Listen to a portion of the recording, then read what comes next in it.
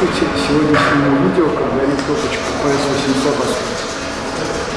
в мраморной облицовке. Посмотрим, здесь немного шумно, но в целом какие-то пояснения я дам по ходу. Горит, сейчас просто разжигаем ее газовой горелкой.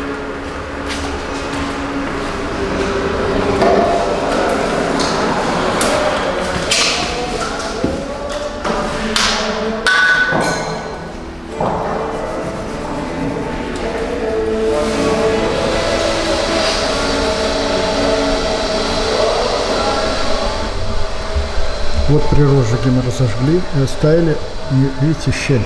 То есть мы не закрывали полностью топку для того, чтобы был подхват огня. Когда полностью произойдет разгорание дров, видите, как оно интенсивно проходит. Ручка открыта полностью для подачи воздуха, но сейчас эта роль не влияет. Никакой роли не играет. И вот, когда дрова разгорелись, то есть они с большего охвачены пламенем, мы знаем точно, что уже оно не погаснет. Мы закрываем на фиксатор. Все. Сейчас выгорит избыточный воздух. И дальше горение уже пойдет на максимальной мощности. Сейчас мы это посмотрим, и одновременно я буду регулировать. Тут на объекте шумно, поэтому говорить я буду мало, в основном только снимать. И покажу вам потом камень. Или пока разгорается, я сразу вам покажу. Вот смотрите. Здесь мраморный портал. Камень не блестит, обращаю внимание. Ну, глянца почти нет. Это состаривание, то есть вот такой средняя степень состаривания. То есть не глубокие выборки, это зависит от марки самого камня, а просто он обработан щетками до такой средней вытираемости, то есть слегка матовый. Вот, например, полка, многие говорят, ну, здесь вот видна наборка склейка, то есть задняя, передняя половина. Думают, что вот это, например, массив. Нет, это склейка. Если грамотно делать склейку, то вы видите, ничего не видно. Практически ни швов, ничего. Но я знаю, где они расположены. То есть это набрано из специальных фрезерованных пластин. Вот места стыков. Вот здесь. Вот здесь. То есть это набор деталей. Хотя смотрится как массив. Вот здесь склейка под 45.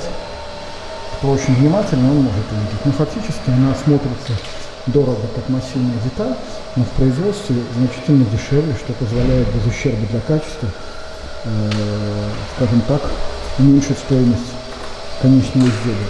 То есть камень красивый, смотрится богато. В то же время он не дешевый, но и назвать его экстра дорогим нельзя. Вот, например, тоже элемент. Обычно его делают из массива камня точек, и он не дешевый. В данном случае это тоже все сделано из отдельных деталей. Вот. Ну, вы здесь не увидите, опять же, хотя центральную склейку, вот то есть здесь набраны деталями это, но если грамотно раскраивать камень, чтобы не было никаких перепадов цвета и так далее, то есть делать из одного сплошного листа слэба, то ничего вы не увидите, то есть будет все идеально сделано, как будто это все цельные детали. Вот. К слову, склейка упрощает сборку, естественно, потому что каждый элемент можно делать отдельно. При сборке это все потом собирается, подгоняется, шлифуются углы, стыки, кромки и так далее. Здесь нету подачи воздуха в другом месте, поэтому она сделана непосредственно в камне. Вот одна топочка стоит там.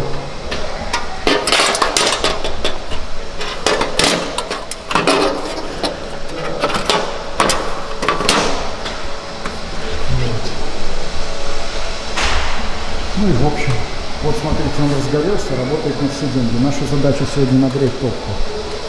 Поэтому вот так мы все это делаем. Еще раз все детали камня. Посмотрите. Все очень аккуратно. Перепады цвета правильно сделаны. Все подобрано из листа. То есть цвет, прожилка, все переходит с одного на другое. Это признак хорошего очень качества производства изделия, при этом за достаточно умеренную цену для такого камня. 3D резьба. Чаще всего, можно, конечно, камнетес может делать такое, но чаще всего используется станок для 3D резки, затем это все полируется дорабатывается практически всегда вручную. Это может набором делаться, то есть профили наращиваются до нужной толщины, затем на станке фрезеруются на нужную глубину, чтобы создать барельеф достаточно глубокий. Вот еще раз. Технологические зазоры везде, для того, чтобы была вентиляция и предотвратить деформацию трубки. К слову, заодно мы сейчас, смотрите, что сделаем. Опа! Смотрите, какая мгновенная реакция. То есть практически тут же, видите, но дым, видите? Все, это сразу приведет к закручиванию стекла. Поэтому мы плавно открываем, чтобы не произошел взрыв. Вот, например, выводим на максимальный режим. Опять, смотрите, закладка будет разгораться. Видите? Интенсивное горение. Очень интенсивная. Здесь одновременная закладка. В сумме была где-то 8-10 килограмм дров. Сразу все заложено. И опять мы ручечку поворачиваем, например, на серединку.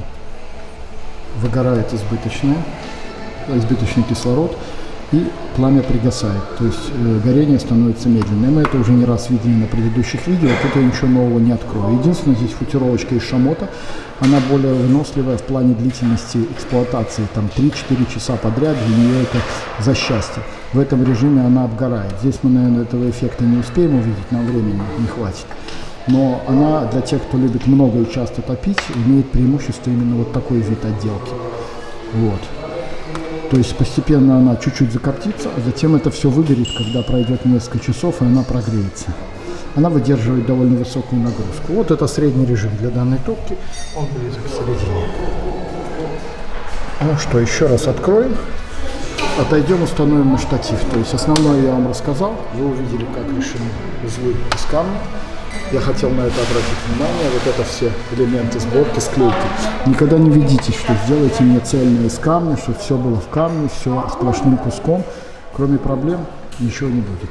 То есть цельные какие-то огромные плиты, все когда с массива, это только дорого и непрактично.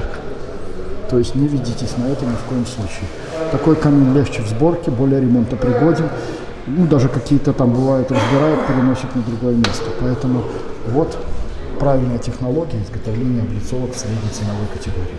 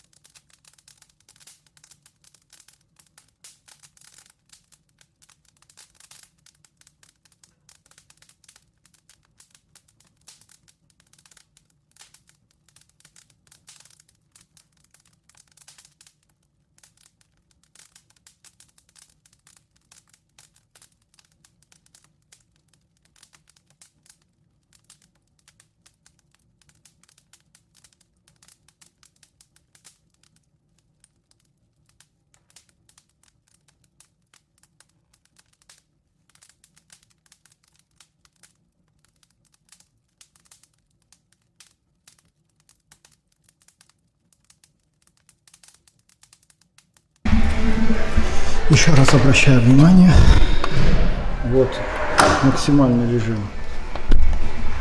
Мы разгоняем его очень сильно, только кратковременно. Полностью закрываем его. Он тухнет. Это режим на самом деле опасный только для демонстрации возможности топки, потому что газы выделяются, кислорода очень мало. Поэтому лучше мы разгоним ее опять. Вот она подхватывает, кислород поступает. Сейчас они разгораются. И после того, как она разгорелась, мы возвращаем в средний режим. Ну, он обычно в таких топках, в зависимости от высоты тяги дымохода, он где-то в диапазоне от 1/3 минимума до половины, редко больше. И если надо открыть по каким-то причинам. Ручка, к слову, горячая, но браться за нее можно. Раз. Раз. Аккуратненько, не дав выброса. Вообще в таком режиме, конечно, топки не эксплуатируют. Ну вот, пожалуйста, я вам открыл. Дрова тут были сначала хорошие, потом я просто совсемку подкинул с более-менее ценной. Слышите, как стреляет? Поэтому это очень опасный режим. Обратите внимание на стекло. Оно чистейшее. Ничего на нем нет. Все идеально. Хотя мы двигали АБК регуляторы, плюс к этому еще и дрова, мягко говоря, специфического качества. Это чисто для пропалки камина, чтобы удалить запах. Хотя топки Астов, они окрашиваются, по-моему, санатермом немецким, практически запаха не дают, в отличие от некоторых конкурентов, которые воняют так, что можно по 3-5 раз топить, пока запах выветрится. Здесь эта проблема решена. Ну вот, не будем рисковать, а то я уже боюсь, что мне в лицо выкинут. Закрываю. Вот.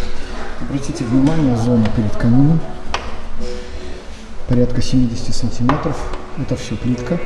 Ну, здесь камень для того, чтобы исключить нагрев, в данном случае паркета. И создать безопасную зону перед камином. Это обязательно. Еще раз смотрим. Решеточки нижние для подачи воздуха, верхние для выхода и декомпрессионные решетки. Это обязательный набор, если камин серьезно, как бы, чтобы не повредить потолки, молдинги на потолке и так далее. Вот такая вещь. Сейчас я еще тепловизором попробую. Я не брал сегодня, наверное, его. Да, не брал. Скорее всего. Так что сегодня обойдемся без измерений. Ну, тут мерить особо нечего. Я вам сразу говорю, что вот эта вот часть, она греется до температур вплоть до 80-90 градусов. И тоже касается вот этой перемычки верхней. Вот она. Эти детали вот раз, два, три, 4 могут греться очень сильно. Сильнее всего вот это. Затем обычно вот это. Вот эти две, они холоднее. Но все это обычно в диапазоне 90 градусов. 50-90. Вот. Ну, до решеток я тут, наверное, не дотянусь. Но на них вот сейчас температура в районе 90-80. Я уже не могу держаться, то есть она очень высокая. Ну, навряд ли заказчик будет в таком режиме эксплуатировать. Поэтому здесь скорее все стоит на то, чтобы максимально прогреть топку. То есть, чтобы она горела по максимуму. Еще раз обратите внимание. Качественная работа по камню, склейка, практически выглядит как массив. Камень, повторяю, состарен, то есть это не полированный, не блестящий. Глянца здесь не ищите. Вот, посмотрите.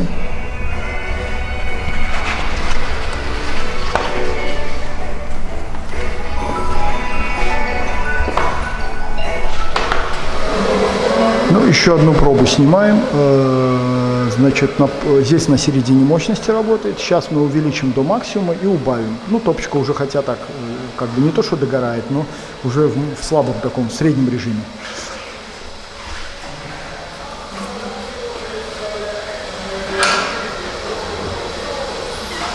Добавим до максимума.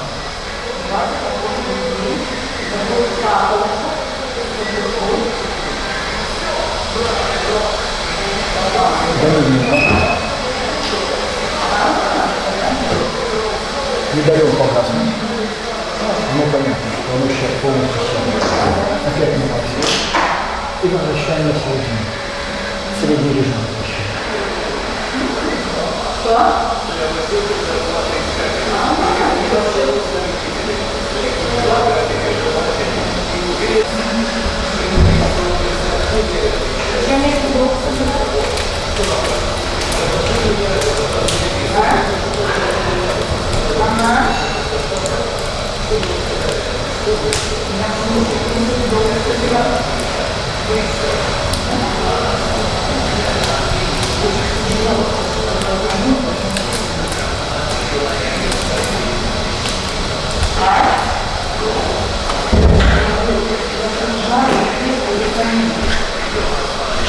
Обратите внимание, начала выгорать верхнюю часть, видите, на шамоте посветление в верхней зоне, где нагрев очень сильный. Вот, видно. Сейчас, чтобы не отсвечивало, видите? Вот так постепенно сажа начнет разрушаться и шамот посветлеет. Но на это должно уйти довольно много времени, потому что топка массивная и тяжелая, и полный прогрев может занимать несколько часов. А мы топим ее в общей сложности не больше 1 часа. Хотя и интенсивно, но не больше 1 часа. Ну, чтобы вы понимали, как она может выглядеть для коротких циклов топки. В этом случае, если топят мало, мы обычно предлагаем 3D-панели купить комплектацию, на которых налет сажи не виден. Здесь шамот, это стиль камина общий, классика, поэтому здесь вот таким образом сделано. Ну, все. На сегодня, пожалуй, все.